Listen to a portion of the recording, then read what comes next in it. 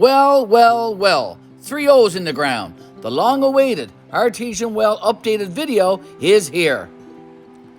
Please join us, folks, for part 2, Water, Water Everywhere. We are another step closer to having running water inside the old church. A couple of weeks ago, we left you with this clip. So what is it exactly that we are going to be doing this weekend at the old church, 5 Acre Homestead? As I said, this is the various components and parts that we are going to be using at the old church this weekend. Ladies and gentlemen, folks, we are going to be installing an artesian well. Last fall, Betty and I had an artesian well drilled in front of the old church. It was a 100-foot deep well that we had drilled, and it was late in the fall when we had that done, so we waited until the spring. Right now, it's still quite early here in Gander, Newfoundland and Labrador this morning, ladies and gentlemen. Going to move my truck now in closer to our garage. Here's our garage. And I'm going to bring her in closer to this garage door right here so that I can put all the components that we need for the artesian well in the box of my Silverado truck. Okay, we're pretty much geared up here now. Got most of the supplies all put in the back of my truck in the box. I wanted to show you something though, folks, this morning. Yesterday on my way home from school after teaching, I stopped off at a local rental place, the same place that I rented some things several times now, and I rented this jackhammer. We had to bust a hole in through the concrete wall or footing around the old church in order to fish in the water line. So I wanted to take out that drill case, that jackhammer case, and just show you what it looks like inside. Okay, for those of you who do not know, this is what a jackhammer looks like. A great tool for busting up concrete. And in an earlier video, I used one of those about a year ago, busting up a large slab of concrete down by the old church. And that video, of course, is up on our YouTube channel for you to go and check out as well. But this is what it looks like. It is a jackhammer. It's electric one, and there's gas ones as well, and there's probably battery operated ones too. But this one is an electric one, and it comes with a couple of bits. So I got a couple of bits there that I'm going to use to drill some pilot holes in the concrete footing so that we can put the water hose in through and underneath the old church today. And hopefully I'll get some video to show you when we're doing that. As I said, we did do an earlier video on busting up unwanted concrete here at the old church. 5 Acre Homestead. Please go check that out. And as you do so, please like our videos, hit the notification bell, and of course, please subscribe to our YouTube channel. It is absolutely free to subscribe, and it is a very easy process. Just follow the hand and hit the subscribe button in the bottom corner. Okay, Gary here now with another video clip for our artesian well installation video. Yesterday, I hired a gentleman with a backhoe to come down and dig the ditch required to run the water line from the foundation of the old church that you can see right here in the center of the video right now. There's the footing or the foundation of the church, and this is the ditch that the gentleman dug with his backhoe yesterday. Okay, and it goes all the way out to the well casing. So we have to run now the water line down the full length of that well shaft, and then all the way along this ditch and into the foundation of the church. Now, in an earlier clip, I mentioned that I had rented a jackhammer. And so the very first job that I have to do now is get down there in that ditch and drill a hole using the jackhammer into that foundation so we can run the water line. A second hole has to be drilled into the side of the casing, and we'll do that this morning. Before I could get down into the ditch, we had to get a sub pump. The sub pump was required to pump all of the water out of the ditch. I was then able to get down into the ditch and drill a hole into the foundation of the old church to fish in the water line and the electrical cable. The backhoe and the jackhammer did most of the work on the outside of the old church, but the inside and underneath the church, now that was a different story. A hole about 3 feet deep and about 3 feet wide had to be dug by hand, ladies and gentlemen, and it was a welcome sight to see the light from the hole drilled by the drill hammer in the foundation. Fishing in the tech cable and the water line was then very easy. And we will have more on the connection of the water line to the pressure tank and the tech cable to the junction box later in this video. And for now, allow me to crawl out from underneath this Ole Church, because this is not a place where I want to spend too much time.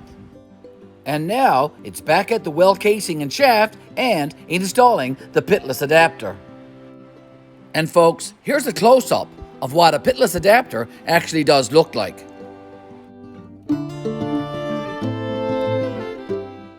And to properly install a pitless adapter, you are going to need to have a special tool crafted. And the very clever backhoe gentleman who helped me with the well made one of these. And we would not have been able to install the pitless adapter without this tool. We also had to saw a round hole into the well casing. The round hole had to be 1 3/4 inches in diameter, and for this we used a drill with a bimetal hole saw bit. So, with the round hole properly drilled and the pitless adapter installed, we were now ready to begin working on the 3/4 horsepower deep well pump and the water line and the electrical cable. Betty and I decided to go with the heavier 3/4 horsepower deep well pump. And this heavier pump will work out just fine to service the Ole Church and a large barn that we plan on building in the near future. The waterproof deep well electric cable was uncoiled and attached to the deep well pump. We also uncoiled the water line and, along with the electrical cable, spread both out along the ground. And we used electrical tape to bind them together, about every 4 or 5 feet or so. The next task was to attach the torque arrestor, and for this we used hose clamps. The torque arrestor was attached nearest the water pump, and then we attached a safety rope. The safety rope we used to lower the pump, water line, and cable down into the shaft of the deep well.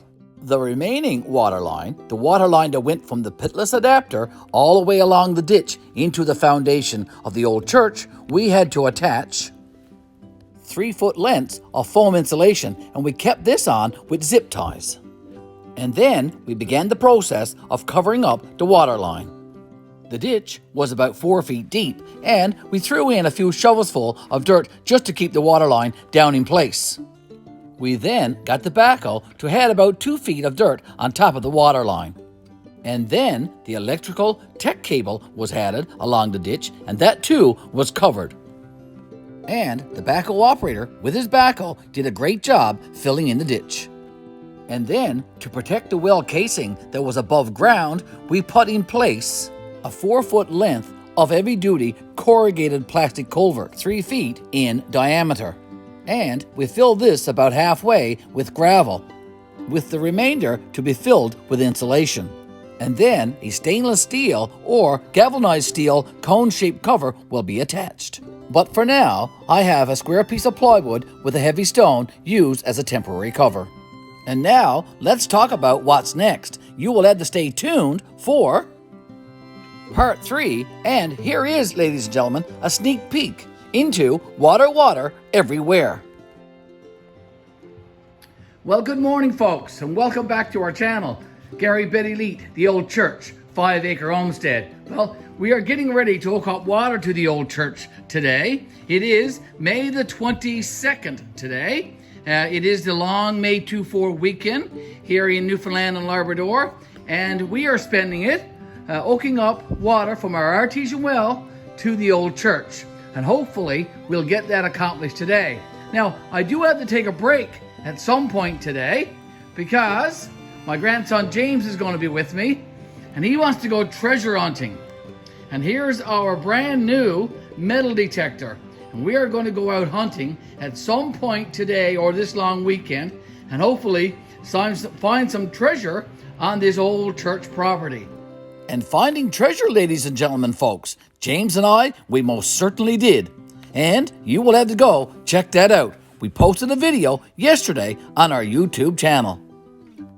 So again, folks, go check out that video, and please join James and I on our future metal detecting digs here at the Ole Church. So back to this table now.